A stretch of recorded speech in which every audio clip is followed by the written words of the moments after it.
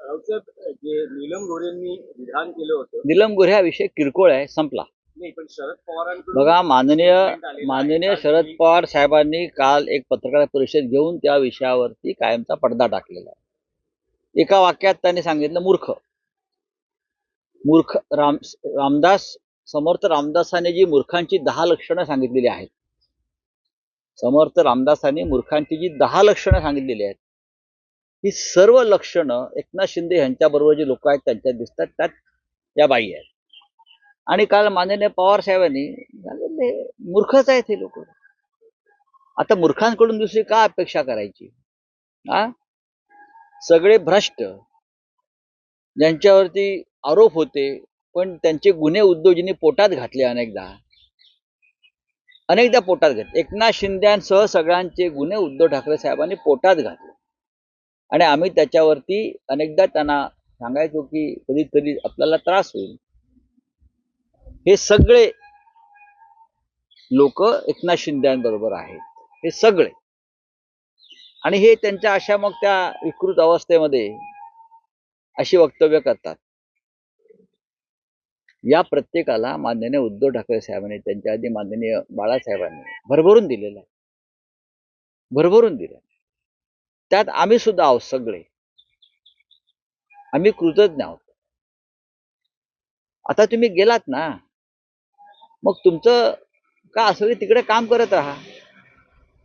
काल माननीय देवेंद्र फडणवीस राज्याचे मुख्यमंत्री यांनी एका मंत्र्याला दम देताना सांगितलेलं आहे, पीए आणि ओएसडी नेमण्यासंदर्भात 16 जी यादी आली मंत्र्यांकडून, त्यातले 16 जण हे दलाल आणि फिक्सर होते. 16 जण दलाल आणि फिक्सर होते. माझं मुख्यमंत्र्यांना किंवा राज्याच्या मुख्य सचिवांना आव्हान आहे, कोणत्या मंत्र्याने आपला ओएसडी किंवा पीए म्हणून अशा फिक्सरची नावं पाठवली ती तुम्ही जाहीर करा. महाराष्ट्राच्या हितासाठी, in the interest of state, in the interest of public, की हे कोण फिक्सर आहेत. आणि या फिक्सर किंवा दलाल पीए यांची जी नावं पाठवली, माझ्या माहितीप्रमाणे हे सर्व मंत्री हे शिंदे गटाचे आहेत, म्हणजे अमित शहाच्या पक्षाचे आहेत, हे त्यांच्याच पक्षाचे आहेत. शिंदेचा पक्ष हा अमित शहाचा पक्ष आहे. हे सगळे फिक्सरची जी नावं आहेत ही शिंदे गटाकडून, मंत्र्यांकडून गेलेली सगळं. तसं नसेल तर माननीय मुख्यमंत्र्यांनी किंवा राज्याचे जे प्रशासकीय प्रमुख आहेत त्यांनी ते जाहीर, मी नावं देईन ना, माझ्याकडे नावं 16 जणांची आहेत, 16च्या 16.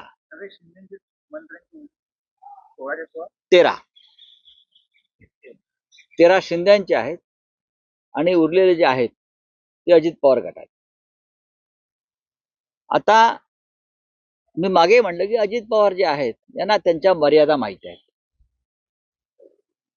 मुख्यमंत्र्यांच्या जे अधिकार आहेत त्याचं ते पालन करतात. अजित पवार हे पाप धुवायला प्रयागराजला गेले नाहीत. त्यांना माहिती आहे महाराष्ट्रामध्ये सुद्धा अनेक पवित्र नद्या, तीर्थस्थळं आहेत. काही लोकांनी इतकं पाप केलंय, गेल्या 2.5 वर्षात त्या पापाचा कडेलोट झाला आणि ते मग गेले. पण ह्या सगळ्यांचे जे फिक्सर पीए आणि ओएसडी होते त्यांना रोखल्याबद्दल आणि महाराष्ट्राचं संभाव्य नुकसान टाळल्याबद्दल मी माननीय मुख्यमंत्री देवेंद्र फडणवीस यांचं अभिनंदन करतो. अत्यंत कठोर निर्णय ते घेत आहेत. जरी आमच्यात राजकीय मतभेद असले तरी राज्याच्या हिताच्या घेतलेल्या अशा निर्णयांना आम्ही पाठिंबा देतो. पण राऊतसाहेब, यंदाचे मुख्यमंत्री देवेंद्र फडणवीस हे वेगळे पाहायला मिळतात. शिस्त लावण्याचा एकूण त्यांचा प्रयत्न दिसतो. मग ती आर्थिक नियोजन असेल, आर्थिक शिस्त संदर्भातली महाराष्ट्राला गेल्या 2.5-3 वर्षामध्ये जे घटनाबाह्य सरकार होतं त्या काळामध्ये महाराष्ट्रात आर्थिक अराजक माजवलं गेलं. म्हणजे 500 कोटीचं टेंडर असेल तर ते 5,000 कोटीपर्यंत वाढवायची कामं, आणि त्याचे कंत्राटदाराकडून, ठेकेदाराकडून टेंडर निघण्याआधीच, वर्क ऑर्डर निघण्याआधीच 500 कोटी 600 कोटी घेऊन मोकळा व्हायचं. अशा सगळ्या कामांना राज्याचे विद्यमान मुख्यमंत्री देवेंद्र भाऊ फडणवीस यांनी स्थगिती दिल्याचं मला समजलं, आम्हाला समजलं. ही सुद्धा लूट महाराष्ट्राच्या तिजोरीची त्यांनी रोखलेली आहे. हे योग्य आहे. हा ठेकेदारीच्या भ्रष्टाचारातून मिळालेला पैसा आहे, हाच राजकारणामध्ये टाकायचा, त्यातून राजकारण करायचं. भ्रष्टाचाराचा पैसा राजकारणात, राजकारणातून परत भ्रष्टाचार, हे चक्र जर देवेंद्रजी थांबवायचा प्रयत्न करत असतील तर ते महाराष्ट्राच्या संदर्भात उत्तम काम करतात. अधिकाऱ्यांवर एमएमआरडीच्या अधिकाऱ्यांवर भ्रष्टाचाराचे आरोप केलेले आहेत. फ्रेंच इंजिनिअरिंग कंपनी एमएमआरडीचे महत्वाचे प्रोजेक्ट हे आम्ही वारंवार सांगतो आहोत ना. एमएमआरडी मध्ये काय चाललंय, MSSRDC मध्ये काय चाललंय, MIDC मध्ये काय चाललंय, शिक्षण खात्यात काय चाललंय, सामाजिक न्याय खात्यात बरं का, गोरगरिबांची मुलं आहेत तिथे काय चाललंय.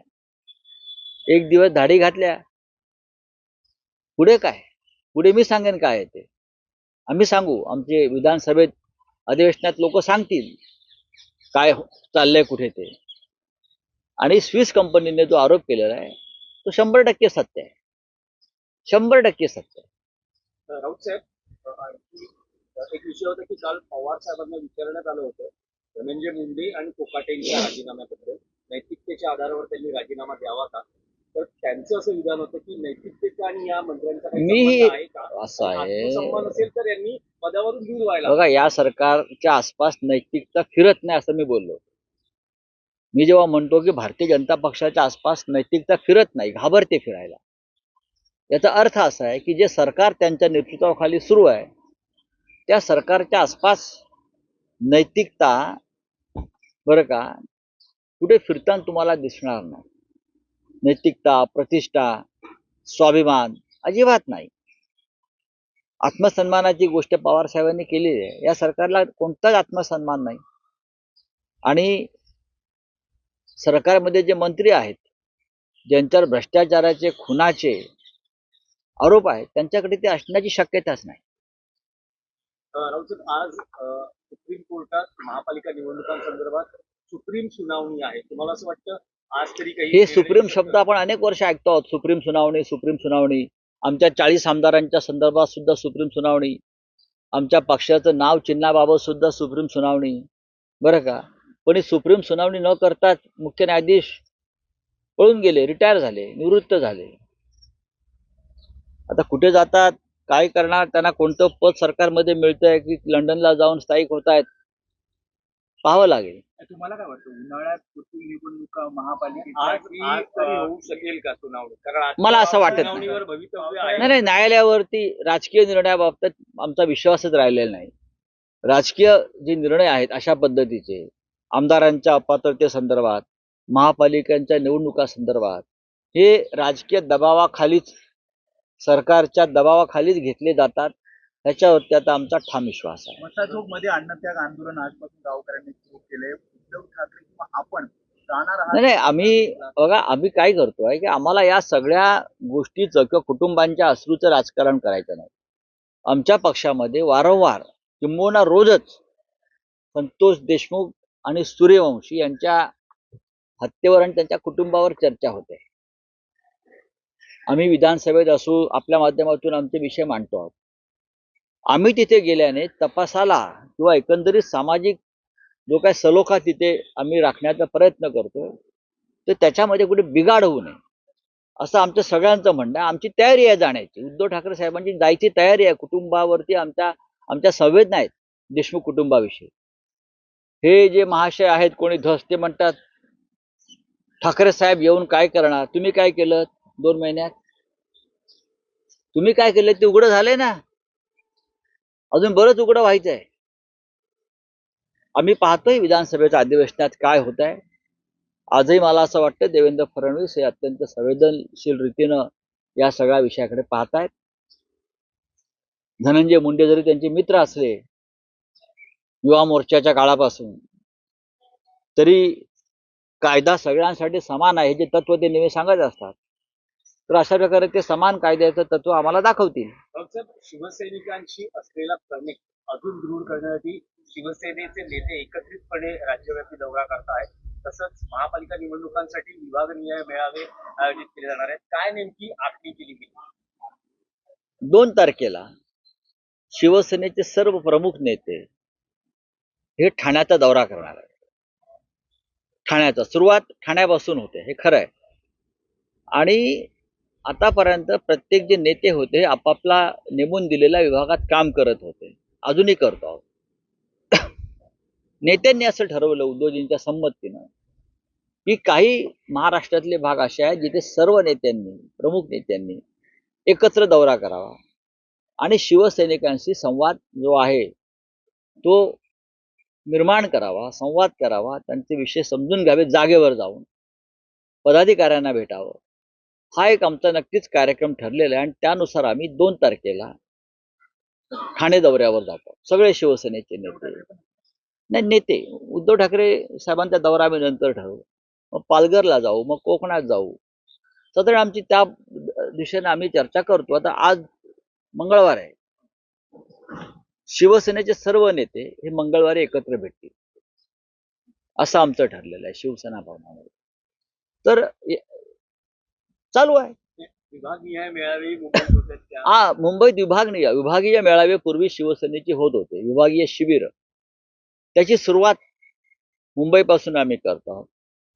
9 मार्च रोजी ईशान्य मुंबईचा विभागीय मेळावा आधी होईल कालिदास सभागृहात मुलुंडला. तो जोरदार होईल आणि माननीय उद्धव ठाकरे, माननीय आदित्य ठाकरे, सर्व शिवसेनेचे नेते, पदाधिकारी या भागातले, उपशाखा प्रमुख पदापासून ते सगळे पुढले हे त्या विभागीय शिबिराला उपस्थित राहतील. दिवसभराचं शिबिर आहे. अशा प्रकारची शिबिरं मग मुंबई, ठाण्यामध्ये, महाराष्ट्रातल्या अनेक जिल्ह्यांमध्ये करण्याची योजना आहे. साहेब, एक प्रश्न आहे, कदाचित तुम्ही म्हणाल की वारंवार हा प्रश्न विचारला जातो, पण अलीकडे असं दिसून येत आहे की अनेक कौटुंबिक सोहळ्यांमध्ये राज ठाकरे, उद्धव ठाकरे एकत्र दिसतात आणि त्यांचे जे चाहते किंवा त्यांचे जे कार्यकर्ते आहेत त्यांच्यात साहजिकच एक आनंद निर्माण होतो आणि अनेकदा म्हटलं जातं की हे 2 भाऊ एकत्र येतील. आम्हाला सुद्धा आनंदच होतो 2 भाऊ एकत्र आल्यावर. आम्हाला पण आनंदच होतो ना. अशा त्यांच्या भेटी वारंवार घडाव्यात आणि लोकांच्या मनातला संभ्रम दूर व्हावा, एवढंच मी सांगेन. शेवटी भाऊ आहेत, कुटुंब आहेत, लहानपणापासून जन्मापासून 2 भाऊ एकत्र आहेत. ते जर भेटत राहिले तर त्याचा एक सकारात्मक ऊर्जा बाहेर येते. ही सकारात्मक ऊर्जा राजकीय ज्याला आपण पॉझिटिव्ह एनर्जी म्हणतो, ती आली की लोकांना जरा बरं वाटतं ना. शेवटी ठाकरे आहेत. कोणी किती उड्या मारल्या तरी ठाकरे हे ठाकरे आहेत, लक्षात घ्या. आणि आणि आणि अमित शहा आणि मोदी यांनी ठरवलेलं आहे की महाराष्ट्रातून ठाकरे नाव किंवा ठाकरे ब्रँड हा संपवायचा. हे अमित शहांचं एक स्वप्न आहे आणि ते स्वप्न साकार करण्यासाठी एकनाथ शिंदे आणि त्यांचे 40 चोर हे त्यांचा एक पक्ष स्थापन झाला.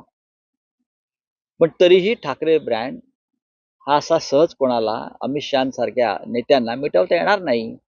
तुमच्या हातामध्ये न्यायालय, चुनाव आयोग वगैरे असलं तरी ठाकरे हे मी परत सांगतो, ठाकरे. असं म्हटलं जातं की 2 भावांना एकत्र आणण्याचं कौशल्य जर आता कोणामध्ये असेल तर ते संजय राऊतांमध्ये. कारण ते दोघांचेही मित्र राहिले. प्रश्न मित्र असण्याचा नाहीये.